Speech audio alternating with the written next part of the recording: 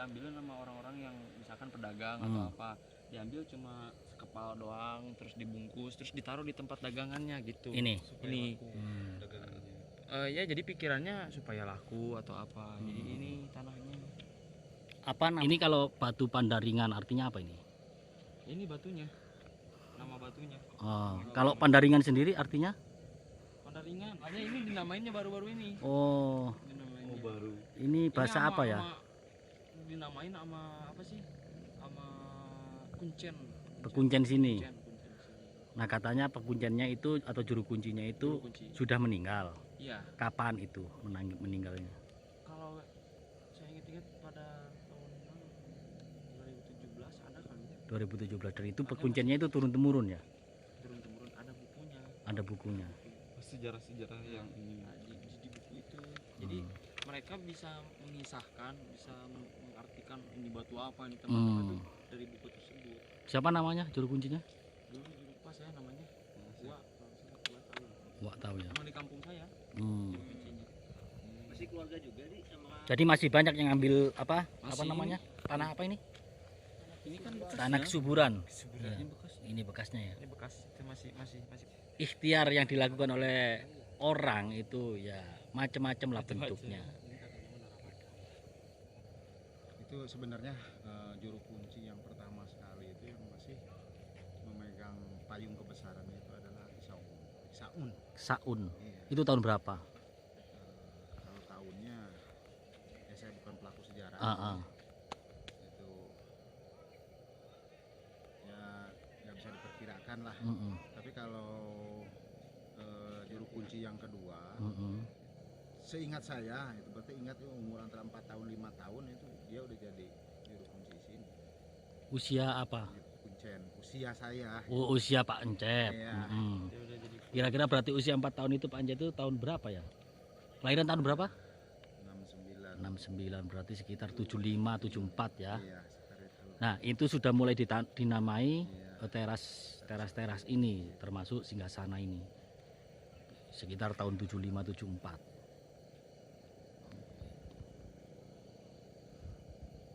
Jadi begitu penamaan daripada apa teras-teras ini itu dilakukan pada saat sekitar tahun 75 pada saat juru kuncinya dipegang oleh siapa namanya tadi? Apih Cecek gitu ya.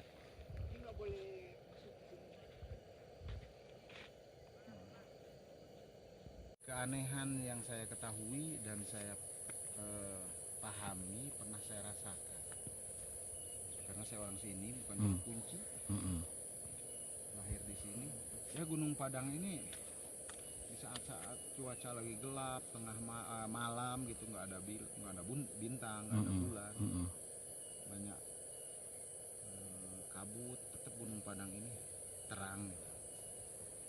Terang itu artinya bisa nampak anggota jari-jari kita ketika kita. Naik ke sini. Iya, ketika duduk di sini gitu. Berada di sini. Jadi walaupun malam ya kita masih bisa berjalan di sini walaupun gelap. Jadi seolah-olah ada yang menyinari itu. Itu. Walaupun tak ada bulan dan bintang. Karena bulan dan bintang ini disangrai. Bubui bulan. Kan ya bulan di jadi gitu ya. Bintangnya disangrai. Itu pakai senter. Tanpa senter ya. Tanpa alat penerangan sama tanpa alat kelihatan kalau deket gini kelihatan. Tanpa alat penerangan sama sekali. Iya. Kecuali kalau dia rabunanya. Atau rabun senja. Hampir semua orang. Kalau nggak percaya tunggu nanti malam kan. Dan ini untuk masuk ke sini itu 24 jam bisa masuk. Oh, tidak. Dibuka jam berapa, ditutup jam berapa? Ya mulai ya jam 8 lah. Jam 8 pagi sampai jam 16, jam 5 lah. Jam 5. Toleransi. Kecuali ini kan istimewa. Istimewa kita ya kita dengan gitu ya. Gitu ya Bung ya. Oke, terus apalagi nih keanehan-keanehan yang lain itu? Keanehan yang lain ya. Hmm. Itu kan baru asumsi saya Iya. terus ada di dalam mimpi. Kalau mimpi itu kan bisa percaya atau bisa tidak. Cuman saya pernah penasaran sekitar 15 tahun yang lalu lah. Saya pernah ada perasaan, ada keinginan sebenarnya di Gunung Padang ini ada apa. Saya coba untuk tidur, bahkan ya tidurnya ya sekitar di sini lah, kalau salah sini lah, Di mana? tidur saya.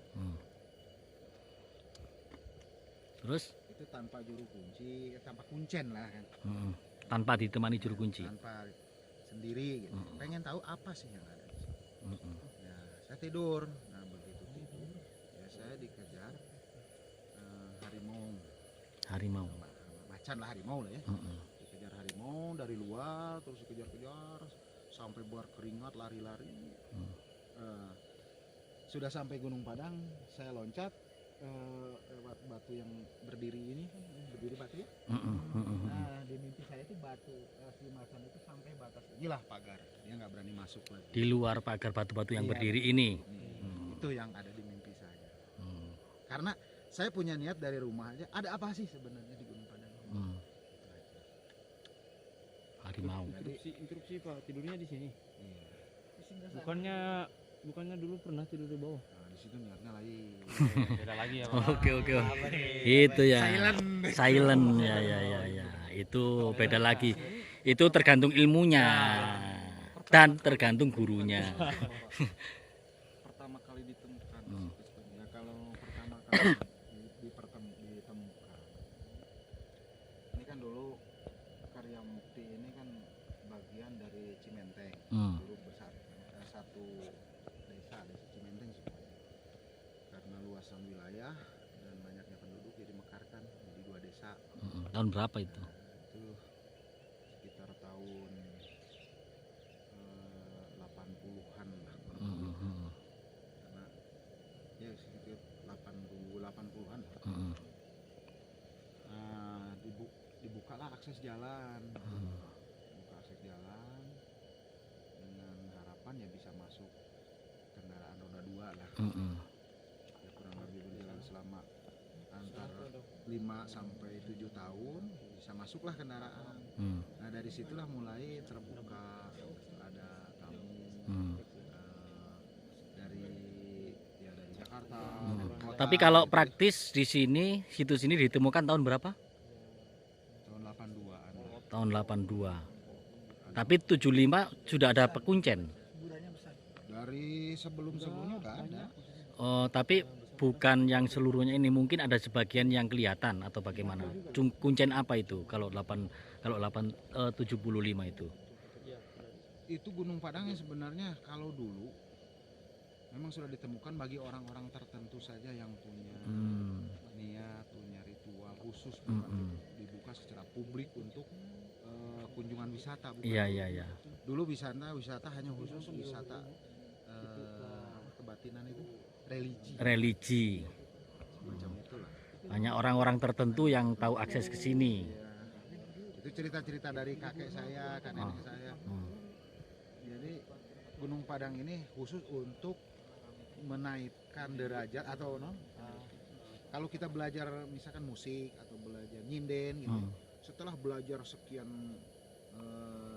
levelnya sudah bisalah tayang ke publik. Nah, untuk ujian, kalau ujian itu ya terakhiran, untuk penyempurnaan di sinilah di Gunung Padang dulu. Bapak tahu lagu Bang Bung Hideng? Apa? Bang Bung Hideng tahu lagu Sunda Bang Bung Hideng? Kayaknya belum pernah dengar Ini saya. Penyempurnaannya di sini, Pak. Bang Bu Hideng. Bang Bu Hideng. Coba syairnya. Itu enggak Coba. enak saya nyanyiin kalau Bang Bung Nggak Hideng. apa-apa, yang penting kan bunyi apa syairnya dulu. Saya nggak pengen bunyinya, syairnya apa contohnya?